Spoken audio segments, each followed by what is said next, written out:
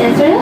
Saya Sheila Morgan dan dia Logita. Kami berdua ingin membuat interview untuk subjek profesionalism perguruan dalam pendidikan awal kanak-kanak. Jadi, boleh tak teacher-teacher kenalkan diri dahulu? Okey, nama saya Umar Maheshwari Sweden. Saya merupakan guru besar dan juga pengurus tadika ini. Okey, pendidikan saya telah mendapat pendidikan dari Universiti Malaya dalam bidang pendidikan awal kanak-kanak, dan sekarang saya sedang melanjutkan pelajaran saya dalam bidang sarjana di UPSI dalam bidang pendidikan awal kanak-kanak juga. My name is Lavanya and I have completed my bachelor's degree in psychology, and currently now I am pursuing my master's in University Malaya for counseling course. Nama saya Sri Specialty Madhavan. Di Follow teacher. Ini teacher. Biasa. Tidak so. Actually, telah mendapat pendidikan dalam bidang diploma dalam pendidikan awal kanak-kanak di Melaka. Apa pandangan cikgu tentang profesional penguru? Okey, profesional perguruan sebenarnya dia memang ada banyak etika dan juga banyak kesusahan yang kita perlu hadapi. Sebenarnya sebagai seorang guru ni, kita sepatutnya seorang dalam bidang pendidikan awal kanak-kanak asli, kita perlu menjadi seorang yang menyabar. That is the first criteria. Itu merupakan kriteria yang pertama yang perlu ada dalam diri seorang guru pendidikan awal kanak-kanak. Kalau bidang lain tak kita pasti, tetapi dalam bidang pendidikan awal kanak kita perlu menjadi seorang yang penyabar, kerana kita perlu mengajar semua dari asas. Nak tulis, nak pegang pensel, kita tak boleh andaikan bahawa kanak-kanak tu tahu semua. We cannot take like that. Sebab kita lah yang perlu ajar dia how to hold pensel, macam mana nak pegang pensel. Sebelum nak pegang pensel, apakah aktiviti yang perlu dilakukan untuk merangsang dia, untuk merangsang motor halus dia.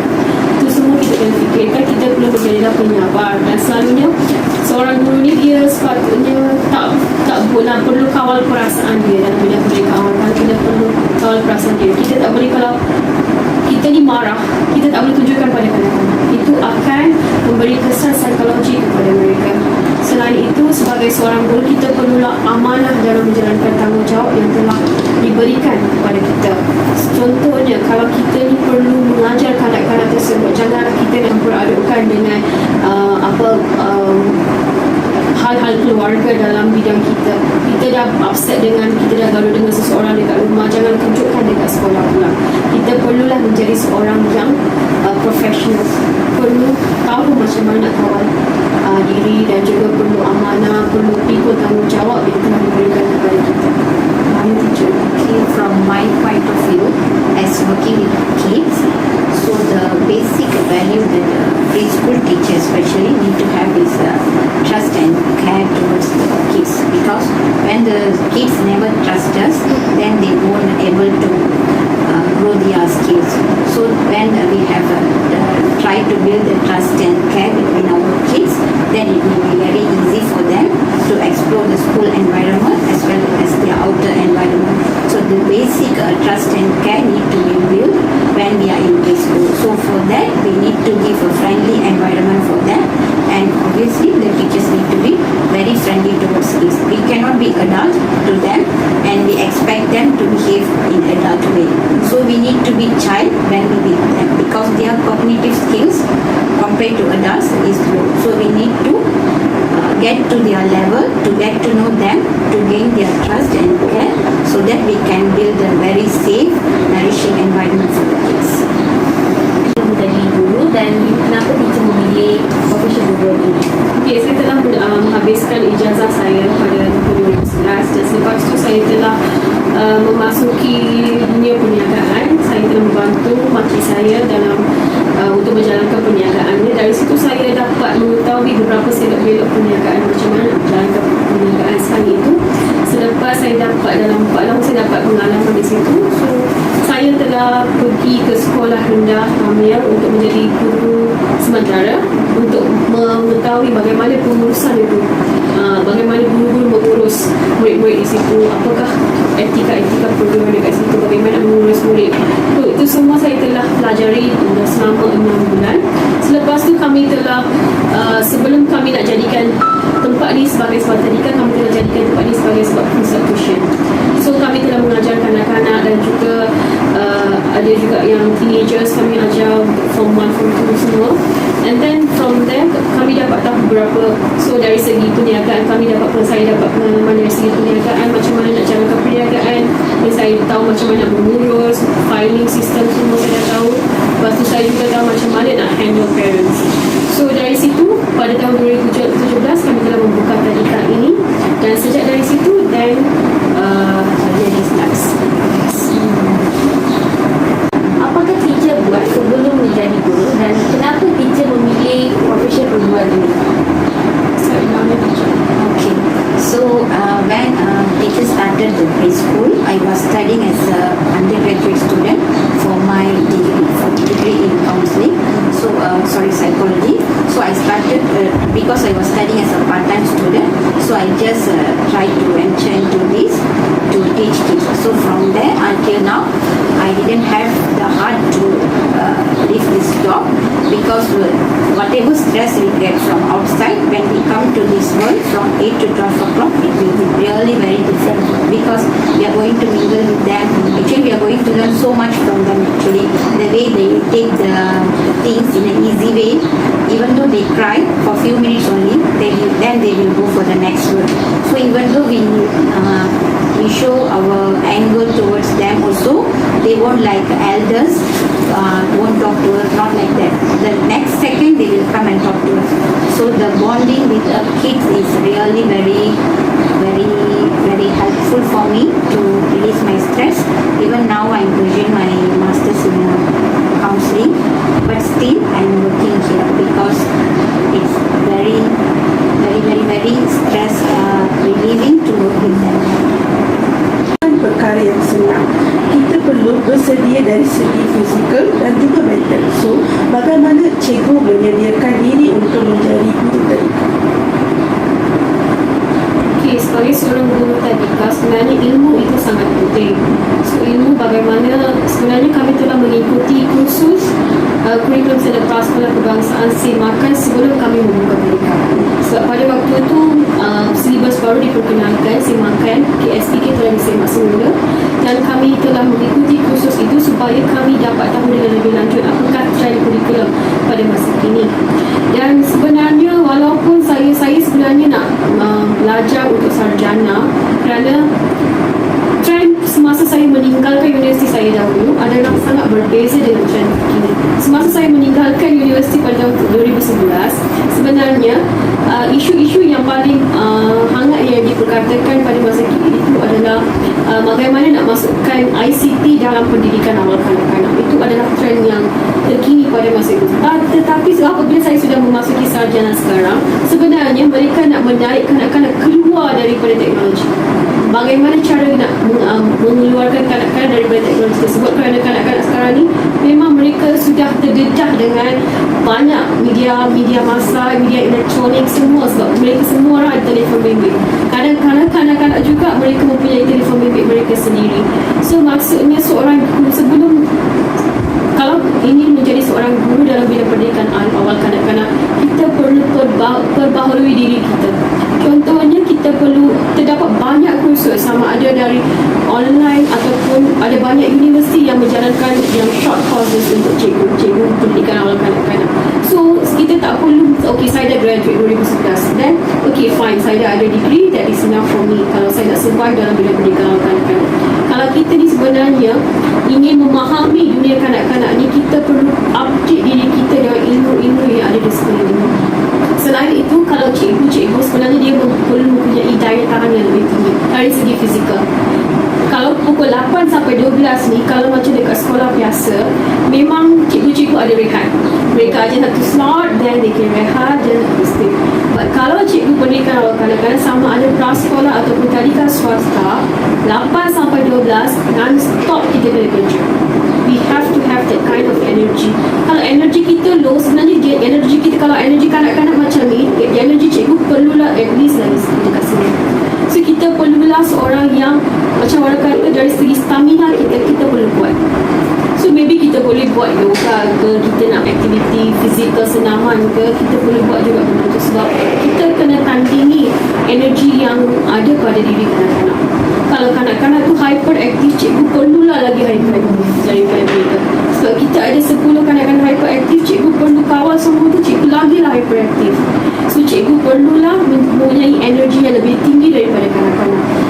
dari segi mental, cikgu kena pelajari banyak ilmu, perlu update, sentiasa update dengan dunia pendidikan terkini.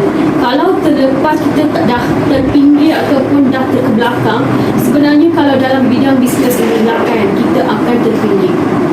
So kita perlu bagi contohnya, sebelum ini kami tidak ada bahasa Mandarin, kita tak pernah kenal ke bahasa Mandarin dalam pendidikan ini. Tetapi trend terkini adalah ibu bapa India nak anak mereka pelajari bahasa Mandarin. So maksudnya kalau saya nak jadi seorang guru yang tradisional, so I follow whatever saya dah ada dekat sini, cannot.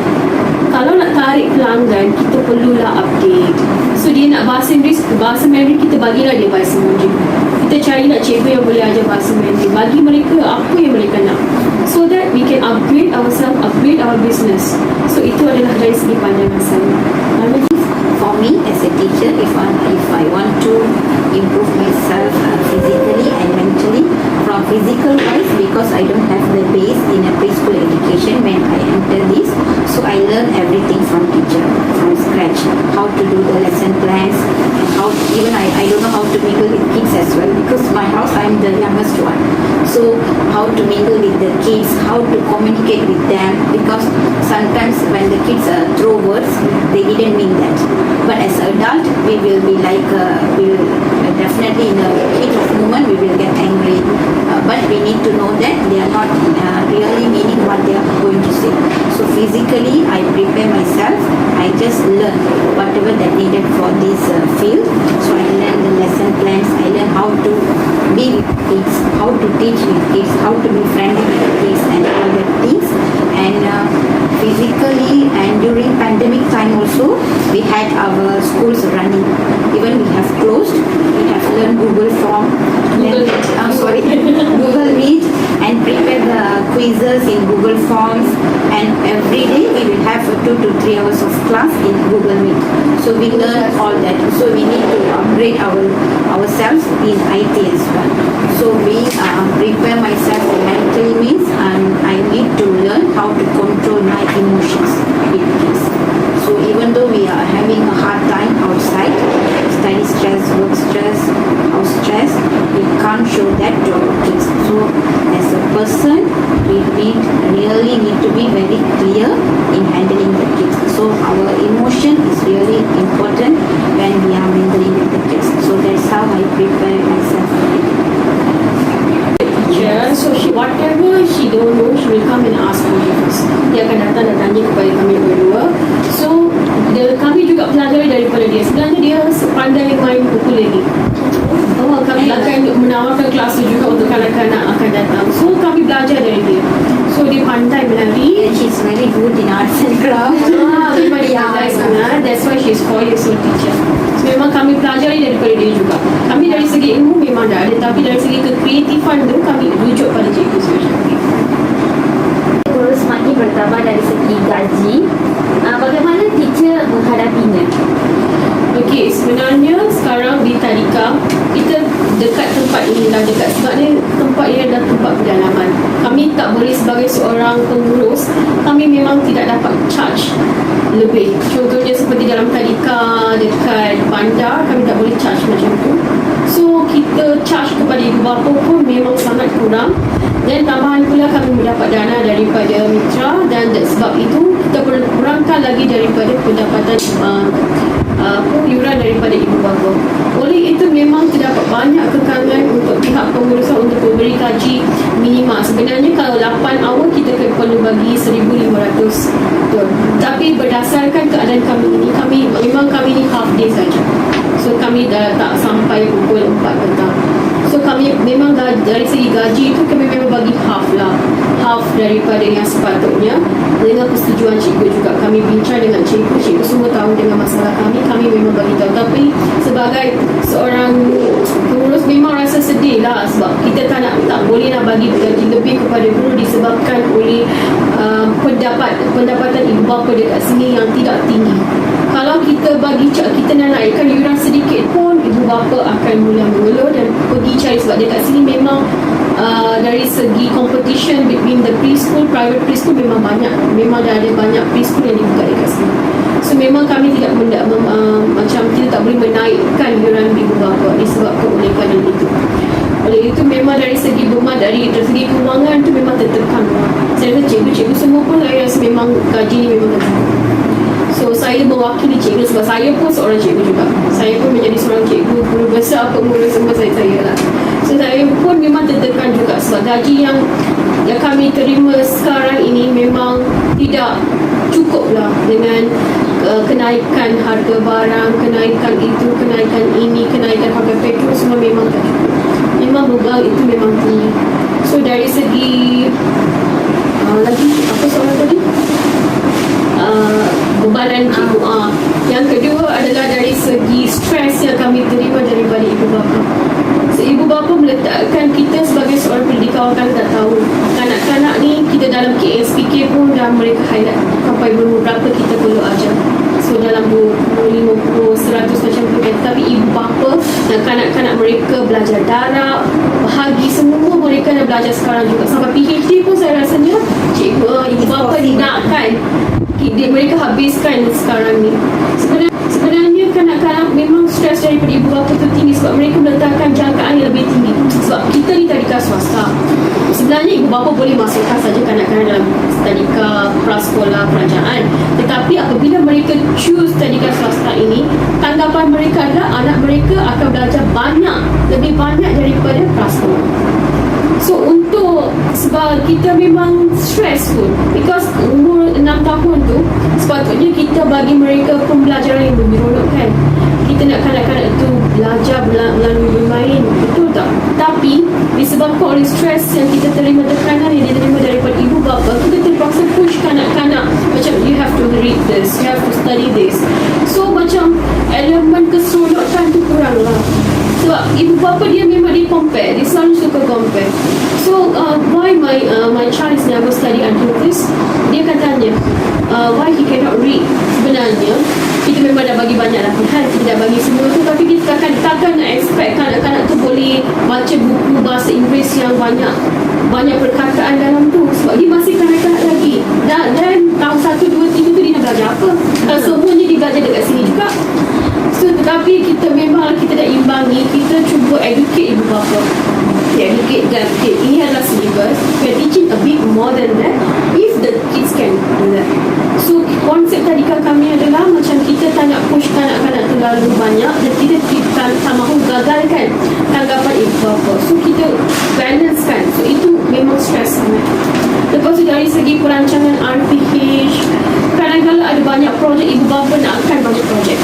Dia nak sebanyak pertandingan dia adakan di prasekolah. Tetapi kalau kami fokus pada pertandingan projek-projek, dan pembelajaran terganggu. Anak-anak tak dapat belajar, balik semula kepada kami. Dan it's a cycle. Dia akan berterusan. So itu pun susah juga untuk kami. Memang kami nak imbangi benda tu memang betul sangat susah. Dan memang stressful sebab ada deadline juga sometimes daripada PPD juga mereka suruh kita hantar yang tu, yang ni, borang ni, dan tempoh masa yang diberikan tu sangat singkat. So we have to pass up the form within that time frame. Kalau tak nanti kami akan di blacklist pula macam mana. So memang terlalu banyak stress lah, bebanan. Tetapi masalahnya it's all maybe sebab kerajaan nakkan kanak-kanak semua dapat semua bersempurnakan. Sebab itulah mungkin kami telah ditekan dengan pelbagai bebanan kerja semua. Kecerdasan emosi untuk seseorang guru. EQ.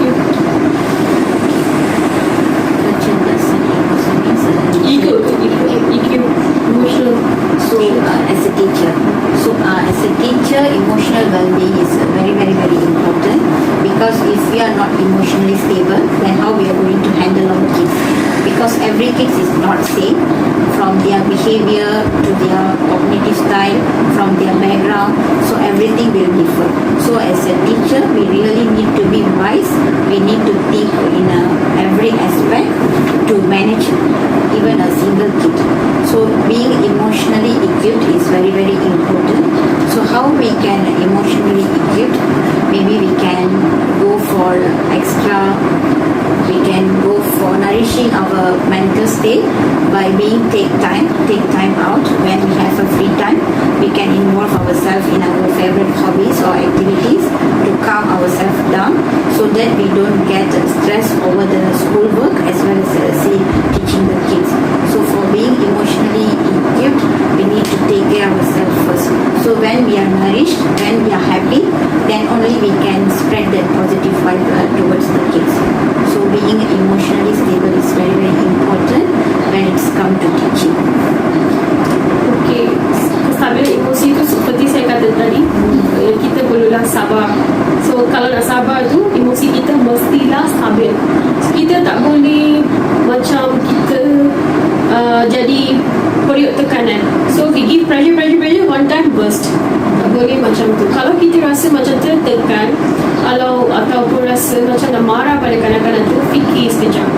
Okay, for me lah, kalau saya memang memang kita ada kanak-kanak macam istimewa dekat sini juga, dia memang tak faham. Tapi kadang-kadang apa yang dia buat tu, kadang-kadang dia pukul budak lain, kadang-kadang dia cubit budak lain, tolak budak lain. So masa tu sebagai seorang cikgu kita rasa marah. Tetapi kalau kita nak salurkan kemarahan kita pada kanak-kanak tu, ada tak dia faham? Tak boleh kan? So apa yang saya boleh buat? Okay, saya akan kawal diri saya. Okay, first of all, saya akan keluar dari tempat tu. So I'll take 5 and come here, sit down for a while, saya minum air, then go back. Ataupun saya suruh saya berbincang dengan cikgu lain. Okay, actually he did this, I don't know what to do, please go and handle him, teacher. So daripada kita perlu dapatkan sokongan daripada rakan sekaya kita juga, guru lain juga. Tak boleh kita nak simpan seorang-seorang. So we feel stress, try to release it. Sebenarnya kerja ni memang banyak stress, banyak tekanan. Dari segi pengurusan, dari segi ibu bapa, dari segi kanak-kanak itu sendiri. Kita nak, kalau kita nak salurkan kemarahan kita pada kanak-kanak tu, ada tak dia faham? Tak boleh kan? So apa yang saya boleh buat? Okay, saya akan kawal diri saya. Okay, first of all, saya akan keluar dari tempat tu. So I'll take 5 and come here, sit down for a while, saya minum air, then go back. Ataupun saya suruh saya berbincang dengan cikgu lain. Okay, actually he did this, I don't know what to do, please go and handle him, teacher. So daripada kita perlu dapatkan sokongan daripada rakan sekaya kita juga, guru lain juga. Tak boleh kita nak simpan seorang-seorang. So we feel stress, try to release it. Sebenarnya kerja ni memang banyak stress, banyak tekanan. Dari segi pengurusan, dari segi ibu bapa, dari segi kanak-kanak itu sendiri. Kita nak, ibu bapa nakkan anak-anak tu dah pandai semua. So kita juga yang rasa tertekan. Kerana semua kanak-kanak memang tak sama. Ada yang sangat lemah dalam bidang ni, tapi dia pandai dalam bidang lain pula. So dia memang semua kanak-kanak tak sama. So kita pun perlulah fahami kenyataan itu. Walaupun kita sebagai lumrahnya kita ni manusia, memang kita ada emosi, kita marah, sedih, menangis. Kadang-kadang rasa nak menangis pun ada, disebabkan oleh kanak-kanak. Tetapi as a teacher, we have to be stable. Jadikan muka tembok, flat face, don't show your emotions. Kalau kanak-kanak tu, kadang-kadang kanak-kanak ni buat tantrum macam ni tau, dia nak jadikan kita marah. So kalau kita marah, dia rasa lagi gembira, dia lagi nak buat. So first of all, reflect, kenapa kanak tu buat nakal. So reflect yourself. Dia nak attention kita. So just do a flat face, stand with them. So dia nak buat yang tu, okay, you can do. I have no problem. Within few seconds they will understand that we are not reacting, so they will walk away. So itu adalah satu cara kita nak kawal kanak-kanak. So just have flex, okay fine, I have no problem, smile. Lagi senyum lah, dia orang lagi lah rasa, why not, but my mom will be angry, why the teacher is smiling, then they will be okay back. So that is how we handle our Especially expression. during the orientation week, the kids, because they are entering school for a new time, right? So they will scream, they will talk whatever they want, louder, and they just want to make us angry and want to call their parents so that they can go back home. So at that time, we really, because there is not one kid is crying, maybe around 10 to 20 kids will cry at the same time, and each of them needs a teacher. For example, if teacher is the class teacher, so 20 kids will surround you and they will ask for the attention. So you need to know how to handle that. So you first out if like you couldn't handle your emotions. So our emotional stability is very, very important during that time. Cara mengatasi stres yang ada pada guru-guru zaman ini. Okey, yang pertama dari segi kawalan tekanan pressure. Sebenarnya ada banyak juga kursus-kursus yang actually kita boleh pergi, kita boleh layari dekat internet, free courses pun ada.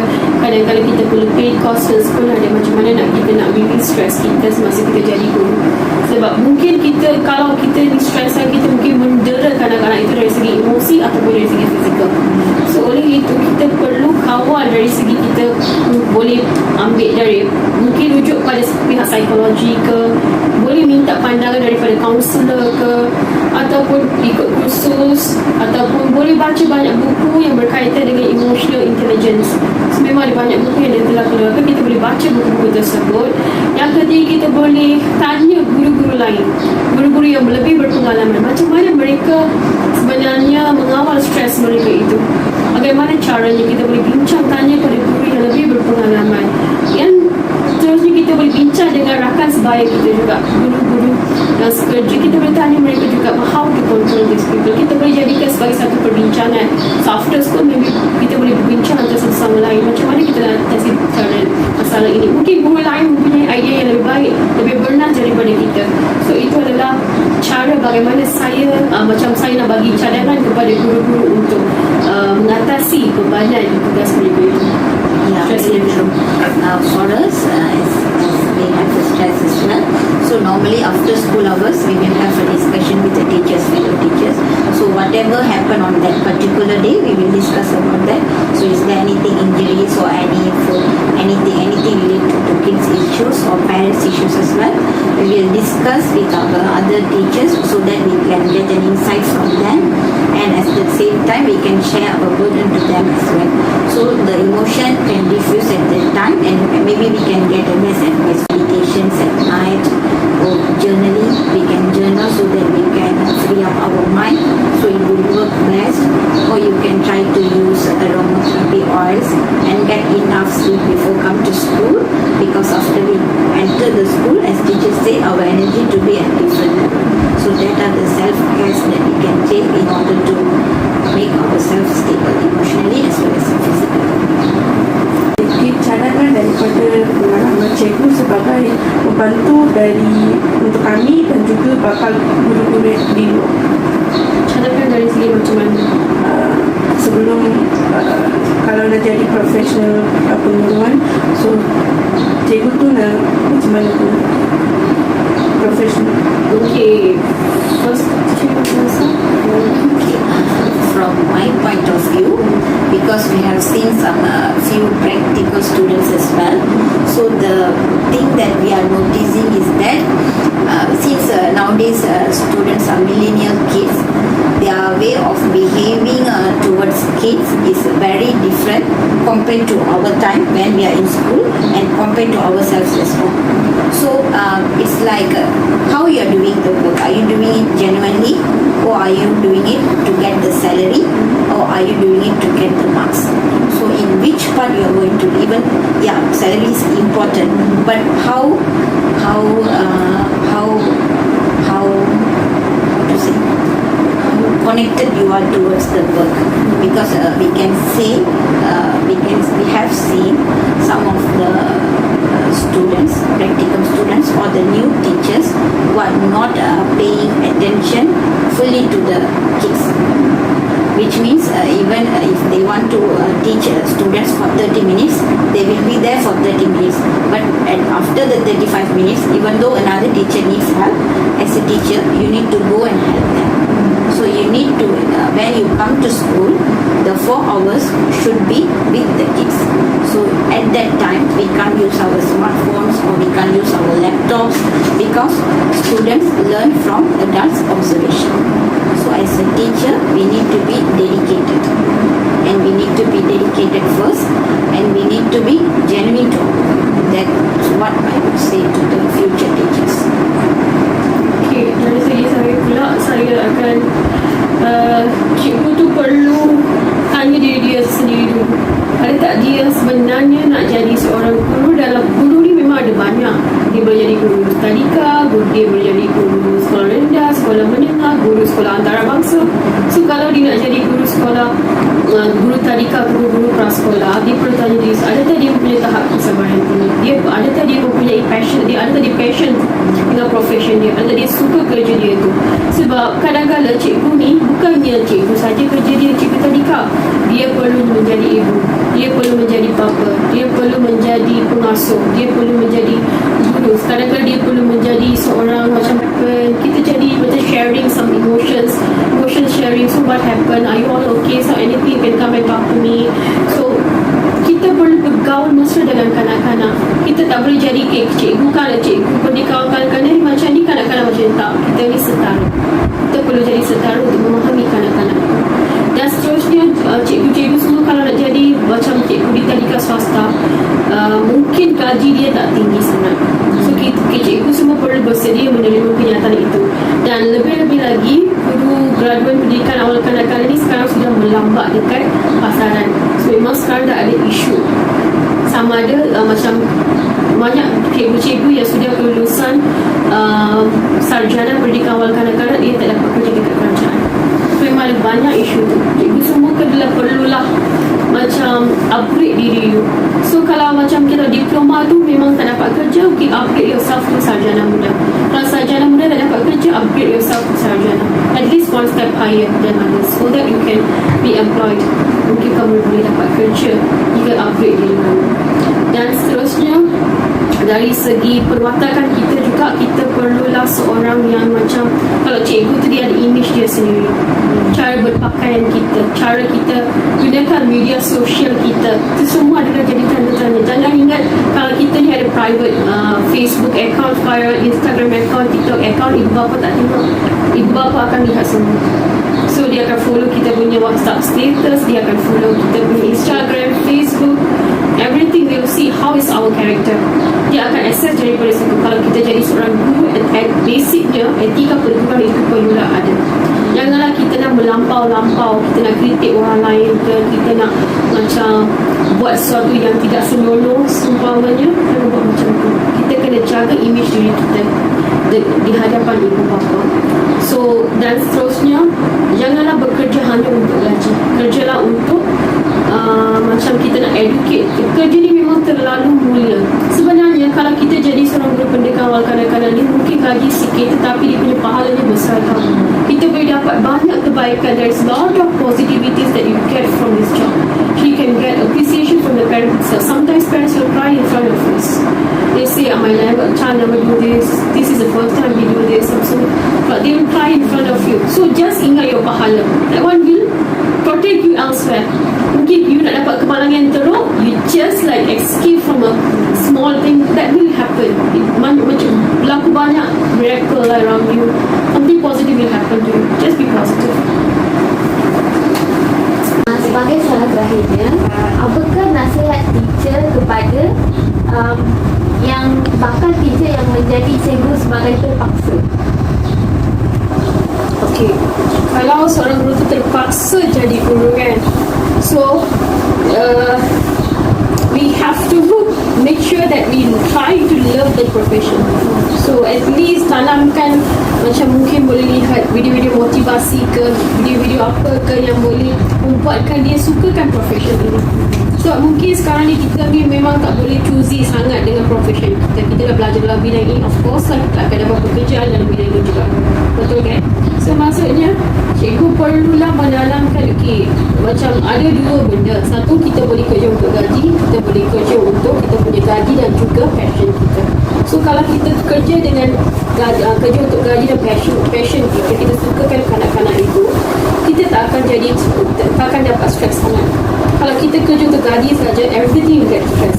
Kita buat yang tu stress, yang ni stress, tu sad, tu akan memberi tekanan jiwa kepada kita. Kita mungkin dapat masalah psikologi juga. So kita perlulah lahirkan rasa cinta pada kanak-kanak profession tu.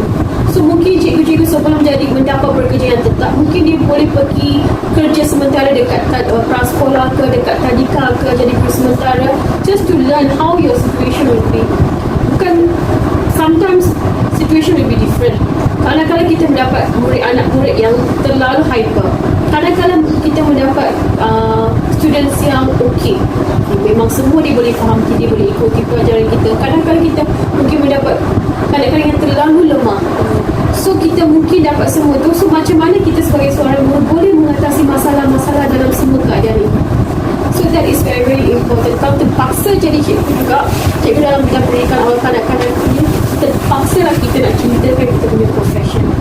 Don't be so like macam no whatever it is I don't do. Kalau kita buat satu kerja tanpa ikhlas, that will reflect your work.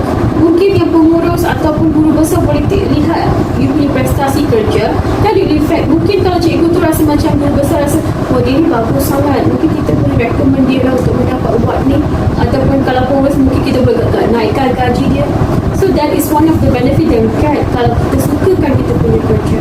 So kalau terpaksa jadi cikgu juga, terpaksalah kita love that profession. So, if a teacher be forcefully into the work, so the first thing we can do is just accept it. Because the best example is during COVID-19, many pilots have lost their work, and what they did, they become, they sell stuffs for their daily life. So compared to that, who fall from a high place to here, so at least we have a work to do. So as a teacher, start to appreciate what you have. When you appreciate what you have, you will get more. So try to accept the situation, be positive, and do what you can do genuinely, so that you can get more things. Who knows? When you do this job, a person come and watch you, and you can get a better job if you're not still interested in teaching. So just accept the situation, be positive, and be genuine in whatever you are doing. Because even though you don't like the job, you're still getting a salary from the job, and you are living in that salary. So you need to understand that. So if you don't like that job, if you go from the job, then the next month in reality we don't have food on our table, right? So rather than working in stress, the choice is yours. Whether you want to be positive, you want to handle the situation in a positive way, or you want to handle the situation in a negative way. So the best way is just accept it, so that you can get more good things. Thank you. Thank you so much.